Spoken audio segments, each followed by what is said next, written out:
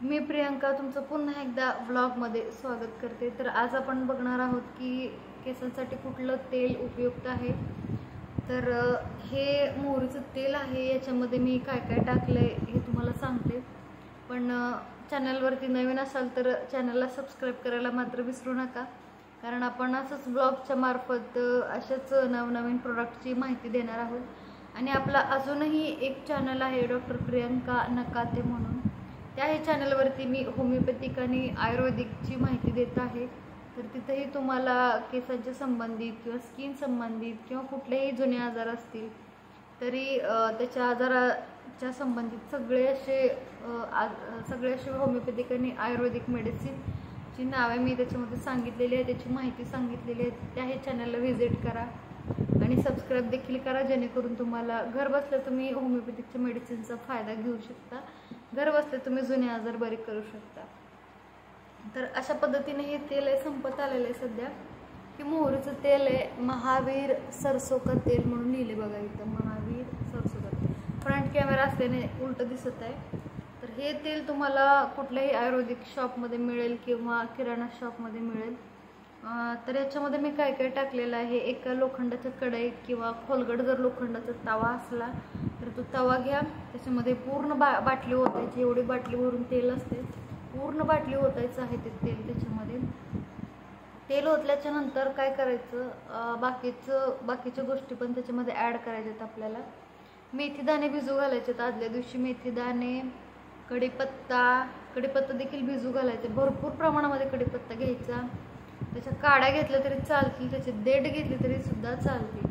आवळा पावडर घ्यायचा आहे, आवळे जर ताजे भेटले तर अति उत्तम, नाही तर आवळा पावडर असेल आवळा पावडर घ्या। आणि जास्वंदाची फुलं घ्यायची आहेत 5-6 फुलं, आणि कडुलिंबाचा पाला, त्याची देठ, जे काय असेल ते सगळं एका पातेल्यामध्ये हे सगळं भिजू घालायचं आहे। मेथी दाणे, जास्वंद, कढीपत्ता, आवळा पावडर आणि दुसरं काय कडुलिंबाचा पाला। तरी फक्त 4 जरी तुम्ही वनस्पती ह्या मिक्स केल्या तरी खूप फायद्याचं असं तेल तयार होतं हे। त्याच्यामध्ये तुम्ही विटॅमिन ईची कॅप्सूल शेवटी टाकू शकता, म्हणजे तेल थंड वगैरे झाल्यानंतर। तर सुरुवातीला बघूया आपण ह्याचं काय करायचं। तर भिजू घातल्याच्या नंतर दुसऱ्या दिवशी याला मिक्सरमधून बारीक वाटायचं आहे।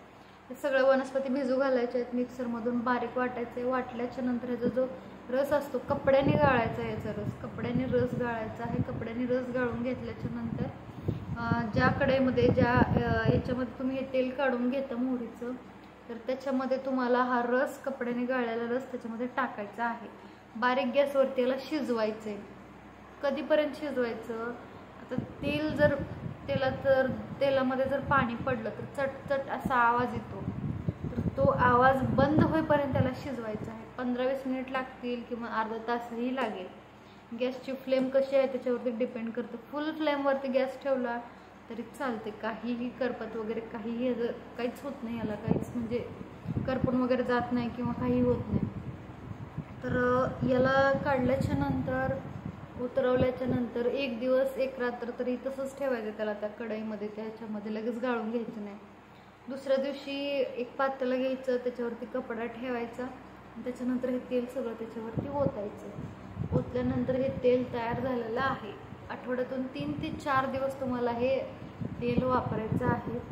खूप इफेक्टिव्ह तेल आहे। थोडंसं उग्र वास येतो, उग्र म्हणजे वास जास्त मोहरीच्या तेलाचं काही असा वाईट वास नसतो। सुरुवातीला काही जणांना वाटेल की मोहरीच्या तेलाचा वास जरा वेगळाच येतो, तर असं काही उग्र वगैरे वास तशा पद्धतीचं काही येत नाही। पण काही जणांना सहन होते, काही जणांना होत नाही, पण छान आहे। असं काही उलट्या वगैरे होणं किंवा मळमळ होणं अशा काही गोष्टी ह्याच्याने होत नाही। तर अशा पद्धतीचं हे तेल मी तयार करते, बघू शकता। पूर्ण तेल लावलेलं आहे मी मगाशीच, हे सगळं इथे लावलेलं लेप। हे तेल एकदम घट्ट तेल असते, असं एकदम थिक असते। याचं प्रॉपर्टीज जास्त तेलाच्या थिक असतात, एकदम गुणधर्म आहे तेलाचा। तर हे अशा पद्धतीने मी हे लावलेलं आहे तेल।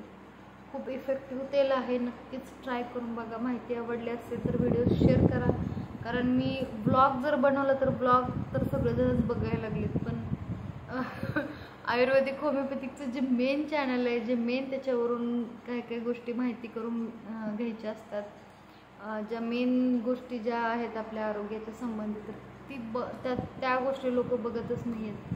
त्याच्यामुळे मी व्लॉगच्या मार्फत व्लॉगला तुम्ही व्ह्यूज बघू शकता, 1000 2,000 असे काय व्लॉगला माझे व्ह्यूज आलेले आहेत. तर फायद्याचंही बघा, त्याही चॅनलला सबस्क्राईब करा जेणेकरून तुम्हाला फायदा होईल. सबस्क्राईब नाही केलं तरी चालेल, पण माहिती तरी मिळेल लोकांपर्यंत. होमिओपॅथिकची माहिती पोचवा जेणेकरून घर बसल्या तुम्ही जुने आजार बरे करू शकता. आणि बाहेर जर डॉक्टरांची फीज जर बघितली, 500 रुपये 600 रुपयाची फीज आहे डॉक्टरांची, तर 200 ते 300 रुपये मध्ये मिळणारं औषध तुम्हाला 700-800 रुपये 600 रुपयेपर्यंत मिळते. तर बघा एकदा ते चॅनल चेक करून. डॉक्टर प्रियंका नकाते असं नाव आहे ते चॅनलचं. माझं तिथं थंबनेलवरती फोटो दिसेलच तुम्हाला. चला तर मग भेटूयात नेक्स्ट डेली रुटीनमध्ये. Take care.